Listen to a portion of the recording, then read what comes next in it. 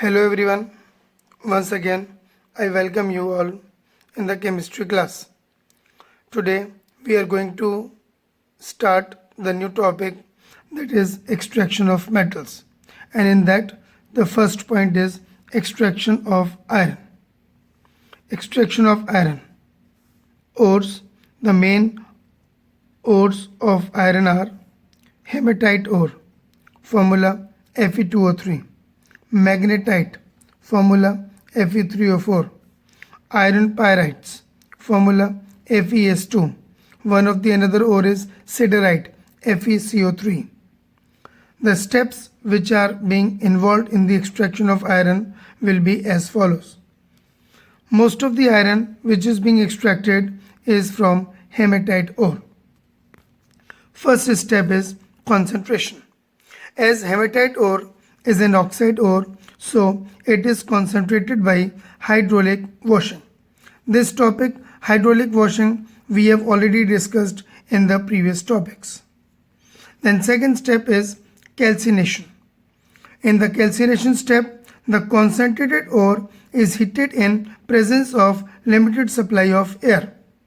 And during this calcination, पहला step, moisture is driven out, यानी कि जब हम उसको हाइड्रोलिक वॉशिंग करेंगे तो बहुत सारा पानी होगा और के साथ में, तो वो पूरा का पूरा पानी या मॉइस्चर आउट हो जाएगा. दूसरा, अगर उस ओर के साथ में सल्फर, आर्सेनिक और फॉस्फोरस इनकी इम्प्योरिटीज प्रेजेंट होगी तो these are oxidized into their respective oxides. तीसरा फ़ायदा कैल्सिनेशन का ये होता है कि अगर हेमेटाइट ओर के साथ में अगर आयरन कार्बोनेट भी अवेलेबल होगा तो वो डिकम्पोज होकर के आयरन ऑक्साइड में कन्वर्ट हो जाएगा. FeCO3 forms FeO plus CO2. This FeO combines with that limited amount of air to convert into Fe2O3. यानी कि ड्यूरिंग कैल्सिनेशन पूरा का पूरा जो भी कार्बोनेट हैं या और दूसरे और हैं वो सब कन्वर्ट हो जाएंगे आयरन के ऑक्साइड की फॉर्म में. After calcination the step involve is smelting. Smelting is a process which is carried out in blast furnace. This we have also discussed in the previous section. And the blast furnace is a special type of furnace which is made up of steel and fire clay bricks. Now all of you can see this is the figure of a blast furnace. I have told you this furnace is made up of fire clay bricks and steel. It has cup and cone arrangement at the top. This is cup and cone arrangement. You can see this is a triangle type which is being obstructed here, जिससे कि पूरा यहाँ पे seal हो जाता है. जब अब इसके अंदर कुछ मटेरियल डालना होगा तो इसको नीचे कर देंगे तो सारा मटेरियल अंदर चले जाएगा. जब ये पूरा भर जाएगा तो हम इसको ऊपर उठा देंगे तो यहाँ से बंद हो जाएगा. जैसे प्रेशर कुकर पूरी तरह से बंद हो जाता है उस तरीके से बिल्कुल ये सील हो जाएगा, बंद हो जाएगा. अब इसके फिगर को, इसके डिज़ाइन को आप देख सकते हो. इट इज टेपर और narrow at the top and wide at the bottom. Taper या narrow at the top and wide at the bottom. The calcined ore, जो ओर हमको मिला है आफ्टर कैल्सिनेशन, वो कोक एंड लाइमस्टोन, इन तीनों का मिक्सचर होता है, उसको इसमें इंट्रोड्यूस करते हैं. इस मिक्सचर को हम लोग बोलते हैं चार्ज, क्योंकि ये ब्लास्ट फर्नेस को चार्ज कर देता है, क्योंकि इससे ही पूरा प्रोसेस होना है इसीलिए. So this calcined ore, the coke and the limestone is introduced in this particular furnace. Here coke has two important functions. Number 1, it serves as a fuel. जो यहाँ पर हॉट एयर इंट्रोड्यूस करके यहाँ पे combustion होगा तो यहाँ पे हीट जनरेट होगी तो it act as a fuel as well as it act as a reducing agent. Reducing agent यहाँ पे ऊपर कार्बन मोनोऑक्साइड और कार्बन दोनों काम करते हैं एज ए रिड्यूसिंग एजेंट. तो कोक के यहाँ पर दो फंक्शन है, एक एज ए फ्यूल और दूसरा एज ए रिड्यूसिंग एजेंट. यहाँ पर बीच में यहाँ पर प्रोसेस चलते रहते हैं. टेम्परेचर का वेरिएशन आप देख सकते हो. सबसे नीचे सबसे ज़्यादा टेम्परेचर होता है 2173 केल्विन, फिर उसके ऊपर 1573 kelvin and similarly it goes on decreasing towards the top. So this is how the blast furnace is there. At the bottom, from the bottom we'll get molten iron and above it we'll get slag. सबसे नीचे हमको iron मिलता है और उसके ऊपर से slag मिलता है. इसकी डिटेल मैं एक एक करके आपको समझाता हूँ. Lime calcium oxide obtained from limestone also serves as a flux. ये मैं पहले बता चुका हूँ. Flux is a substance which combines with the impurities to form slag. अब reactions taking place inside the blast furnace. अभी मैंने थोड़ी देर पहले बताया कि उस ब्लास्ट फर्नेस के अंदर अलग अलग जोन्स हैं जिनका टेम्परेचर अलग अलग होता है. सबसे नीचे होता है कंबशन जोन. नाम सजेस्ट करता है कंबशन, यानी यहाँ पे हीट प्रोड्यूस होती है, यहाँ पे फ्यूल बर्न करता है. तो यहाँ पर होती है बर्निंग ऑफ कोक. तो coke burns in air to produce CO2 and heat.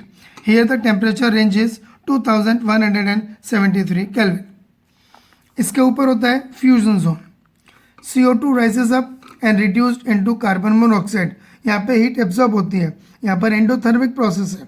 ये जो CO2 बनती है वो again combines with Coke forms carbon monoxide. तो टेम्परेचर थोड़ा कम हो जाता है 1573 केल्विन. फिर उसके ऊपर जोन आता है, उसका नाम है स्लैग फॉर्मेशन जोन. नाम से क्लियर है, यहाँ पर स्लैग बन जाती है. और स्लैग किससे बनती है? फ्लक्स और इम्प्योरिटी मिला करके. तो हमने चार्ज में लिया था लाइमस्टोन. तो लाइमस्टोन पहले डिकम्पोज होगा to form calcium oxide. Reaction देखें, CaCO3 को हीट करेंगे तो मिलेगा कैल्शियम ऑक्साइड प्लस CO2. अब ये कैल्शियम ऑक्साइड सैंड SiO2 जो इम्प्योरिटी है उससे मिलकर बनाएगा कैल्शियम सिलिकेट जो कि है स्लैग. तो लाइम कैल्शियम ऑक्साइड सैंड जो इम्प्योरिटी है उससे कंबाइन करेगा, बनाएगा कैल्शियम सिलिकेट जो का है स्लैग. मैं पहले ही बता चुका हूँ, slag is a glass like material which is obtained by the combination of flux and impurities. अब स्लैग फॉर्मेशन जोन से ऊपर होता है रिडक्शन जोन. ये मेन जोन है ब्लास्ट फर्नेस का जहाँ पे कि मेटल ऑक्साइड यानी आयरन की ऑक्साइड का रिडक्शन होना है by the help of carbon monoxide. आप देख सकते हैं रिएक्शन. यहाँ पे टेम्परेचर और थोड़ा कम होता है 873 केल्विन. तो Fe2O3 plus carbon monoxide gives us FeO plus CO2. फिर Fe2O3 again combines with CO forms Fe3O4 plus CO2 and Fe3O4 combines with CO to form iron and CO2. तो इस रिडक्शन जोन के अंदर carbon monoxide act as reducing agent जो Fe2O3 को पहले Fe3O4 में और फिर Fe3O4 को आयरन में कन्वर्ट कर देता है. इसी तरीके से in the middle of the furnace जहाँ पे टेम्परेचर 1273 केल्विन है, मीन्स टेम्परेचर हाई है, वहाँ पर कोक एक्ट करता है एज ए रिड्यूसिंग एजेंट. तो FeO प्लस C बनाता है Fe plus CO and also FeO plus CO gives iron plus CO2. तो बच्चों यहाँ पर एक बहुत इंपॉर्टेंट बात है समझने की कि ब्लास्ट फर्नेस की डिज़ाइन इस तरीके से है कि जितना भी आयरन ऑक्साइड होगा वो आयरन में कन्वर्ट होगा. यानी मिडिल ऑफ द फर्नेस में हाई टेम्परेचर पर carbon will act as a reducing agent और रिडक्शन जोन के अंदर at low temperature carbon monoxide will act as a reducing agent. तो all the iron oxide is being reduced into iron by carbon at high temperature, by carbon monoxide at low temperature.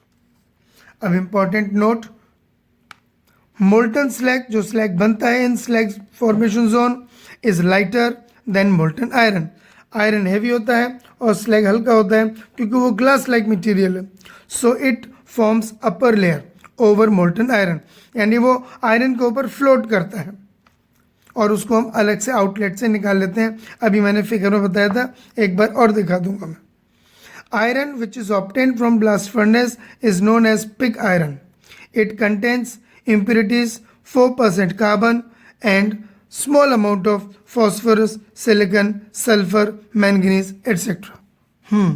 देखिए बेटा एक बार फिर से figure में, ये नीचे यहाँ पर आता है मोल्टन आयरन जो यहाँ से आउटलेट से निकाल लेते हैं और इसके ऊपर यहाँ पर है स्लैग. ये स्लैग है जिसको कि अलग से आउटलेट से निकाल लेते हैं. तो स्लैग इम्प्योरिटीज़ को लेकर के बाहर चले जाता है और यहाँ से हमको मोल्टन आयरन मिल जाता है. यही मोल्टन आयरन होता है पिग आयरन. एक बार फिर इसके अंदर जोन्स देख लो। सबसे नीचे कंबशन जोन, उसके ऊपर फ्यूजन जोन, उसके ऊपर स्लैग फॉर्मेशन जोन, फिर उसके ऊपर रिडक्शन जोन, और यहाँ पर मॉइस्चर का लॉस हो जाता है। Cast iron, cast iron contains about 3% of carbon, ये एक another variety of carbon iron है। फिर है wrought iron, it is purest form of iron, it contains 0.2% carbon. फिर एक steel, steel contains carbon 0.1 to 1.5%। ठीक है, तो ये अलग अलग टाइप के आयरन है। पहला बताया पिग आयरन, जो हमको मिलता है ब्लास्ट फर्नेस से, वो इम्प्योर फॉर्म ऑफ आयरन होता है सबसे ज़्यादा। दूसरा है कास्ट आयरन, जिसमें कार्बन होता है 3%।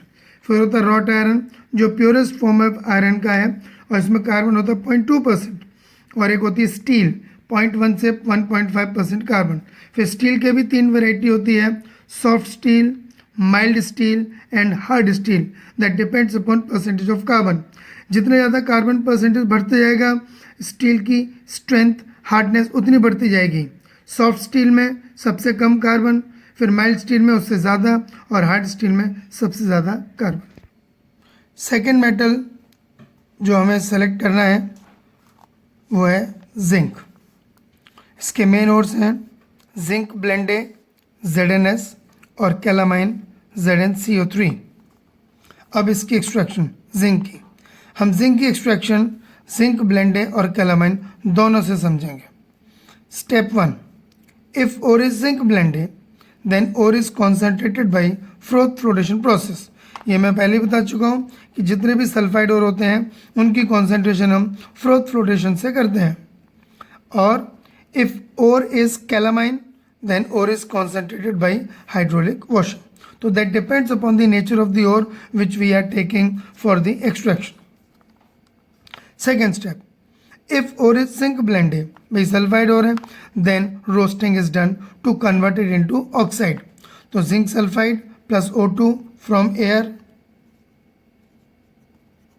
heat करें, we'll get zinc oxide and SO2. If ore is calamine, then calcination is done. Zinc carbonate heat करेंगे हम, जिंक ऑक्साइड प्लस CO2। तो चाहे जिंक ब्लेंड हो चाहे कैलामाइन हो, हमको सल्फाइड को या कार्बोनेट को कन्वर्ट करना होता है ऑक्साइड के अंदर। ये सेकेंड स्टेप हो गया। Third step, the zinc oxide which is obtained has to be reduced into zinc. तो जिंक ऑक्साइड को हम रिड्यूस करते हैं कोक से, तो coke is a reducing agent.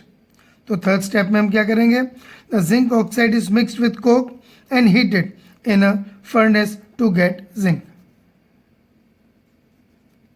Zinc oxide plus coke heat करेंगे 1673 केल्विन पर to get zinc and carbon monoxide. बस सिंपल है ये तो। Zinc being volatile distils out and then condensed. ठीक, तो इस तरीके से जिंक का एक्सट्रैक्शन हो गया। पहले हमने ओर लिया, ओर का या तो फ्रोथ फ्लोटेशन या हाइड्रोलिक वॉशिंग से कंसंट्रेशन किया ओर का, फिर ओर को हमने ऑक्साइड में कन्वर्ट किया आइदर बाय रोस्टिंग और कैल्सिनेशन, और फिर सिंपल रिडक्शन। एक रिटॉर्ट फर्नेस में हम इसका रिडक्शन करते हैं और जिंक हमको वेपर की फॉर्म में मिलता है जिसको कि हम कंडेंस कर लेते हैं। अब जिंक की कुछ अलग अलग फॉर्म्स।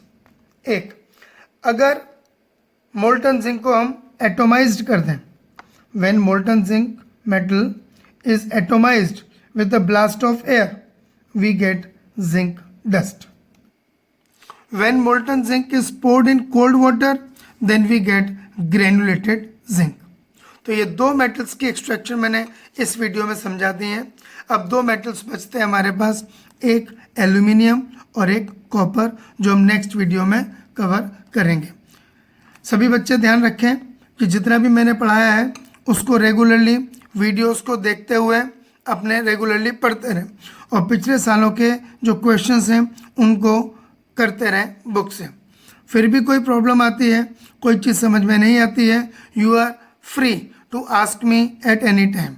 ये इतनी आप लोगों को हम वो प्रिविलेज दे रहे हैं कि कोई भी परेशानी होती है आप बेझिझक without any hesitation you should discuss with me, you should ask me.